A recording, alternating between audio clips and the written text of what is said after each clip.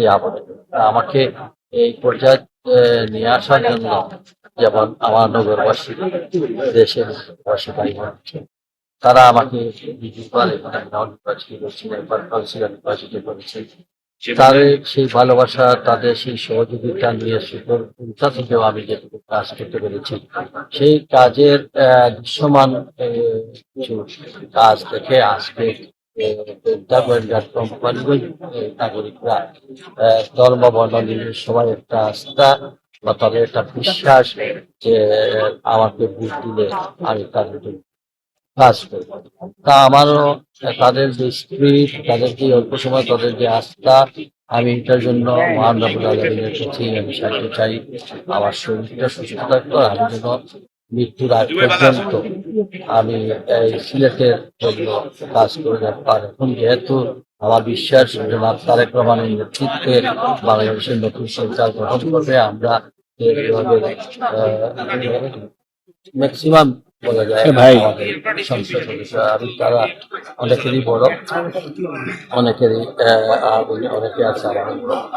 আমরা সবাই মিলে টিমওয়ার্ক করে এই এলাকার, কারণ আমি দীর্ঘদিন সাইফুর রহমানের সঙ্গে কাজ করতে গিয়ে আমার এই এলাকার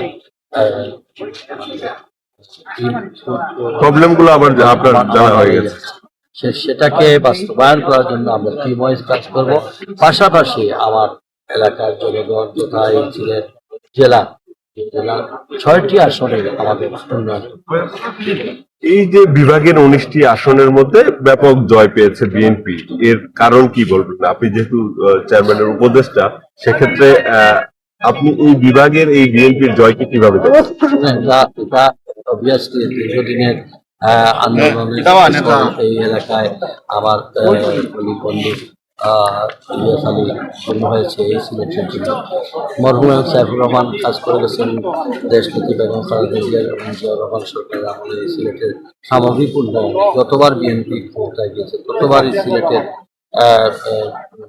ন্যাশনাল লেভেলের যত প্রজেক্টগুলো আছে দৃশ্যমান, সেগুলো বিএনপির আমলে হচ্ছে। দীর্ঘ 20 বছরে মানুষ অনেক কিছু দেখেছে। মানুষ যখন দেখেছে আবার বিএনপি আসতেছে, মানুষের একটা বিশ্বাস যে সিলেটে জনগণ এই তাদের সেই বিশ্বাসের উপর থেকে তারা আমাদের উপর আস্থা রেখেছেন, এবং আমাদের পার্টির চেয়ারম্যান জনাব তারেক রহমান সেদিন আগে আমাদের সব মাঠে এসে যে প্রতিশ্রুতি দিয়েছেন সিলেটে, এবং তিনি এক পর্যায়ে বলেছেন আমি হাফ সিলেট, তাতেই মানুষের একটা ফিলিং হয়ে যে অন্তত পক্ষে সিলেটের এই দীর্ঘদিনের যে আমাদের বঞ্চিত সিলেটের এই উন্নয়নে বিরাট একটা ভূমিকা রাখতে পারে জনাব তারেক রহমান প্রধানমন্ত্রী হলে। আমরা বিএনপিকে তার হাতকে শক্তিশালী করে দেয়, তাহলে এলাকায় একটা বিষয় আমরা দেখলাম যে সিলেট বিভাগের মধ্যেই এই যে শান্তিপূর্ণ, সারা দেশে শান্তিপূর্ণ হয়েছে, সিলেট আসলে কখনোই এই ধরনের সংঘাতময় ঘটনা কখনোই ঘটেনি, এবারও ঘটে। এই বিষয়টা আসলে রাজনৈতিক সম্প্রীতির কারণে হয়েছে কিনা, এই সিলেট অঞ্চলের যে সম্প্রীতি আছে সম্প্রীতির কারণে হয়েছে? দেখেন, বাংলাদেশের অন্যান্য এলাকা আর সিলেটের রাজনীতির যে সম্প্রীতি এটা ভিন্ন। আজকে দেখেন, আমিও ক্যান্ডিডেট, এখনো ভোটের রেজাল্ট বাইরে হয় নাই, জয়নালও গেছে, আমরা একসঙ্গে আমি দেখে তাকে দেখেছি, সে আমাকে দেখে গাড়িতে গেছে, একজন সঙ্গে কথা বলছে, সেও নিজেও বলছে যে এই কিছুক্ষণ কয়েক ঘন্টা আর আছে, তারপরে আবার আমাদের আমাদের মধ্যে আমরা একসঙ্গে মিলে কাজ করবো। সিলেট আমি বলছি না, আমি বলছি যেটা সিলেটের এই সম্প্রীতিটাকে আরো সমৃদ্ধশালী, এটা দিয়ে বাংলাদেশের অন্যান্য এলাকার মানুষকেও বলবো যে সিলেটের এই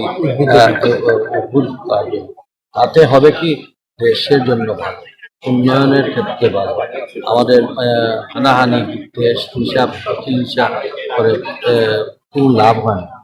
দেশের মানুষের আস্থা আমরা নিতে পারি, যত বেশি আমরা সম্প্রীতিতে আমরা এগিয়ে যাব, মানুষের আস্থা বাড়বে।